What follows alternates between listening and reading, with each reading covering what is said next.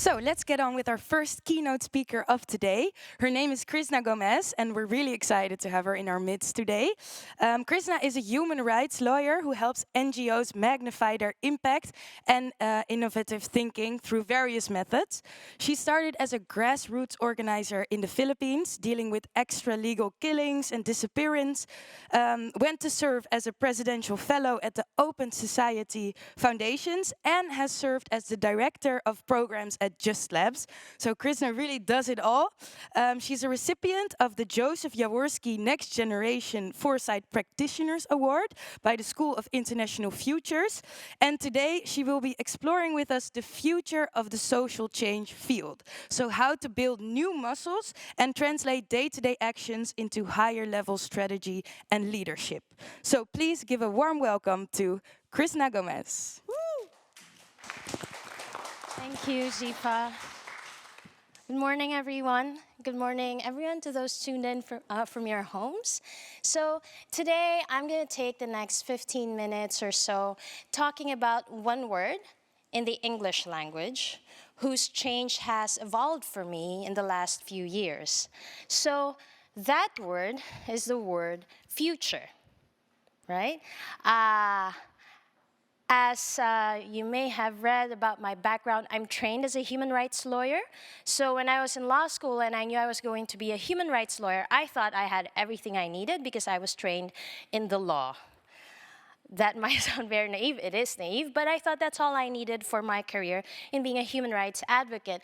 Of course, when I started actually working in human rights law, I discovered that that is woefully inadequate, and it took me a long-winded journey working in different organizations and parts of the world to pick up new skills that I never thought I'd learn as a lawyer, such as design thinking, where you build with your hands and you really try to imagine giant ideas into how they play out concretely for the people you work with and work for. But then while I was doing design thinking, I felt a sense of almost exhaustion at the whole creativity of the whole thing. We were keeping on churning out great ideas, but I felt that activists in the context that they had were continually reinforced in their emergency mode. We kept coming up with ideas for contexts that would change every day, but there's still that sense of exhaustion because we weren't looking far beyond the horizon. And that's where that word future changed for me. I got into what we call foresight or futures thinking. And this is basically thinking about the future. That word in the English language. And whenever I talk to the NGOs and groups in different parts of the world, especially in countries undergoing a crackdown against civil society, of course their first reaction to me is, what do you mean thinking about the future? I don't even know what Erdogan will come up with next year or next month. I can't possibly plan beyond a year or, for the really savvy NGOs, 3 years, maybe 5.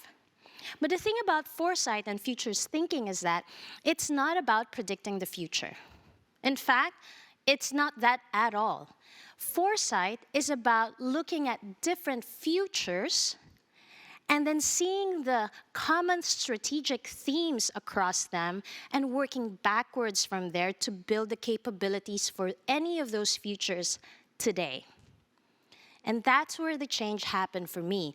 I went from using the word in its singular to using it in its plural. It sounds awkward for English speakers, but that's what futures thinking is about. Talking about the futures instead of one future on which you bet your entire existence and your entire strategy as an organization. So it's like, to me, getting a new pair of sunglasses.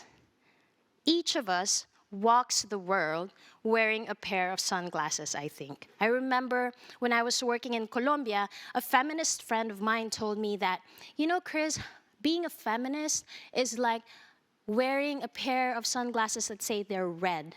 It colors everything you see, all the experiences that you have, the way you understand reality. Those are my red feminist sunglasses. What foresight is to me at the end of the day, and what I want to share with you today, is that foresight is like wearing perhaps a new pair of blue sunglasses, or maybe they're fuchsia, or green, blue, yellow, whatever color it is, but the idea is that we take off for a bit of time, the sunglasses we usually wear, and try to see things in a whole new, different way, working with people who are very different from us. So, what I'm gonna do today is to share with you only 3 of these sunglasses, which are my favorites, from Foresight. So the first pair of sunglasses is being able to go from kind of thinking that is siloed. We hear this a lot in the development world. You know, we're thinking in silos, we work in silos, and we do. You know, just look at the way our organizations are structured. You have the women's rights department, the children's rights department, as if they really don't talk to each other, except, of course, when you're in a staff meeting and you report to the rest of the team what you're trying to do. And Foresight is about forcing us to move from the siloed thinking to interconnected thinking. And there it is. And there's this thing in Foresight called STEEP, STEEP, which stands for the areas that you look at in Foresight, from social, technological, environmental, economic, and political. The idea being the way the world works is something that happens in technology can really have ramifications in the societal sphere, in the political sphere, in pop culture, in architecture, or something that happens in fashion can really rejig the way we see societal issues. And as development workers or a human rights advocate like me, I tend to be more tuned in to what's happening in society and politics, but how often do I pick up an architecture magazine or a magazine about food? And these might seem like this is not relevant for me as a program officer, but it is. And we know that because reality is interconnected and it's messy. The second pair of sunglasses is being able to look at what's in the mainstream, or what we call trends. In terms of a newspaper, imagine this as your headline. And we know what's going on, right? And this is something we're really good at. We know the important big phenomena going on in society, and we base our strategies on those. But Foresight forces us to look beyond what's staring us right in front of us, or the front page of the newspapers, to also being able to dig deep as to what's going on beneath the surface. And in Foresight, that's what we call deep drivers of change. What do I mean by that? Deep drivers of change are these giant, historic, long-term directions of change, much bigger than trends. They've been existing way before trends, and they will outlast or outlive trends. Trends are like fashion trends, you know. We're looking at the rise of populists in mainstream politics, but we don't know really if it's still going to be populists we're thinking about and having our headaches about in the next 5 or 10 years. So what is producing those trends, and what will outlast those trends and produce other trends? I'll further explain what deep drivers of change are by distinguishing them with 2 other things. The first one is events. The second one, trends. And the third one, deep drivers of change. And for that, I will use the analogy of the tree. So my example of an event here is Viktor Orban in Hungary getting elected to power a few years ago. So in the newspaper, that would be like your news item. It's one tree, right?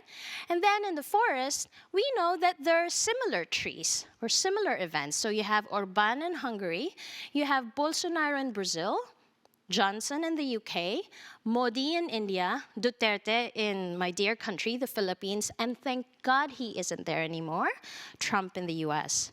But together, these similar trees form a forest, and that forest is the trend. And we can say that the trend represented by these events is what we call the rise of populists in mainstream politics. Now, what I've noticed in my work accompanying NGOs in different parts of the world is we tend to stop there and base our strategies, put all our efforts and resources on working around trends. But then in the forest, we know that there's something, a huge thing that lies beneath the forest. It's the ground that moves the world. Imagine this in Earth Science 101. These are even maybe the tectonic plates that move the world. We don't feel them under our feet, but we know they're producing everything we see on the surface. So if the trend is the rise of populist and mainstream politics, maybe one of the deep drivers of change that helped bring that trend about is this continuing decline in the trust held by the public in formal institutions, including governments.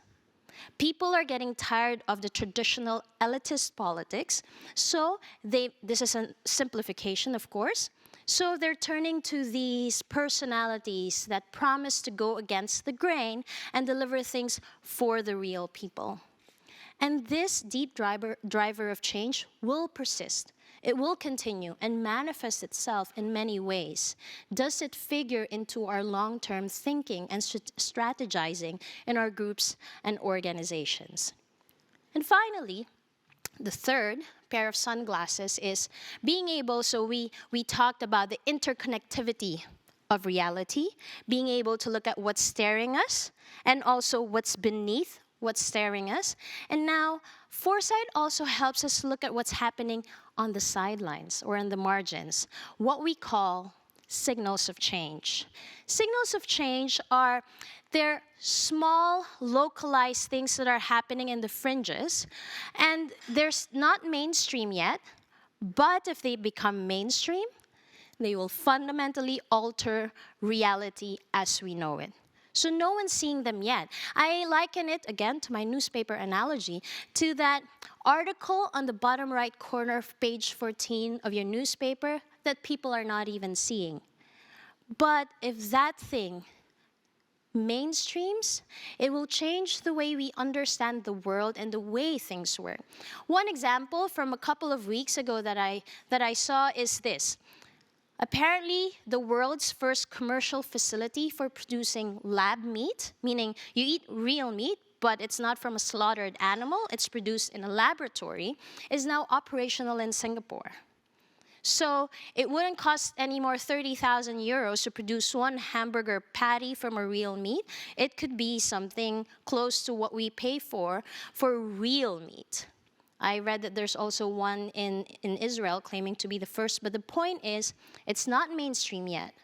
But imagine if this mainstreams, it will change not only agribusiness, environment, pop culture, our conception about the sanctity of life and being able to disassociate what we're eating on our table from the being from which it actually came from. It's just major, and that is a signal of change. It's literally the ability to be ahead of the curve to see what's not mainstream yet. So I shared with you these 3 pairs of sunglasses. You now have multicolored sunglasses. And shall we take it for a spin? I'm going to want to talk with you about one area that I think is very significant for the development work field, which is the future of communications. I know I was talking about futures, right? But I'm going to go back to just how the English language words itself, and I'm talking about the future of communications. So in 2017, the Institute for the Future in Silicon Valley came up with a study on the future of media. So they said that we can basically divide communications eras into 3.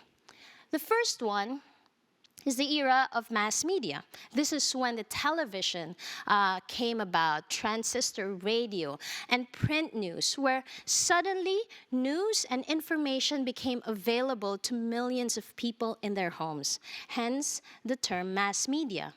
And now we've moved on to this current era of what we call social media, where it's not just a few broadcasters or broadcast companies who have the monopoly to distribute and receive information, but you have billions of people who are suddenly newscasters, opinion makers, and authors. And we think this is just immense, it's tiring, but apparently we're coming to a stage or an era, according to the Institute for the Future, called the era of ambient media. The word is ambient, meaning whereas today we're able to access information and share information by turning on our devices, our mobile phones, our computers, or TVs, what they're saying is that it will no longer be limited to those few devices, even if we already think there are a lot now. It will be all around us, ambient. It's all over our environment. And some of these precursors, back in 2017, there were still signals of change, but today, they're there. It's just a question of how and when they're going to mainstream. So in March this year, Microsoft launched Microsoft Mesh, where you use the Microsoft HoloLens, and through that, you can actually collaborate with your colleague located, say, in Japan, and feel like you're sitting next to your colleague because something is projecting the hologram of your colleague, and this is all happening live. You can collaborate together on the same thing in front of you, and the image is floating, etc., through the use of this different device. You might think this is sci-fi, but it isn't. It's already there, and it's just a question of how it's going to be affordable and who's going to be able to access it. We think we're now advanced, being able to talk to our colleagues from our home with Zoom. That's still 2D. Now, we can actually collaborate with people and touch things together. What does this mean not only for work, but for our ability to be connected to our loved ones? I can be with my daughter now, who's sitting in some daycare in Alkmaar, through the use of Microsoft Mesh or something in the future. The other precursor is this thing that we call IoT, or Internet of Things. So Internet of Things is basically, imagine your refrigerator, your washing machine, your dishwasher, or anything that plugs into an electric socket, having a chip and artificial intelligence to be able to record information as to how much washing powder you're using, what is the content of your refrigerator, how much milk is left, and sharing that information within a network and perhaps to a cloud, and maybe at some point your refrigerator can be put on settings so it can order the next batch of milk on Amazon or bol.com without you having to do anything. Again, it isn't sci-fi. It's already there. So suddenly, from your cell phone, it's now everything that's electric around you. And the other precursor is, it's not just things, but our human bodies themselves can transmit and receive information. In Sweden, this is news from 2018, thousands of people have put chips under their wrist or other parts of their body to be able to open their electric locks in their apartments, or maybe enter the train station. The human body itself is now a source and transmitter and recipient of information. So all of these combined is really like entering a kaleidoscope of experience of information coming at you and you transmitting that information. There's no interface. It's just all around us.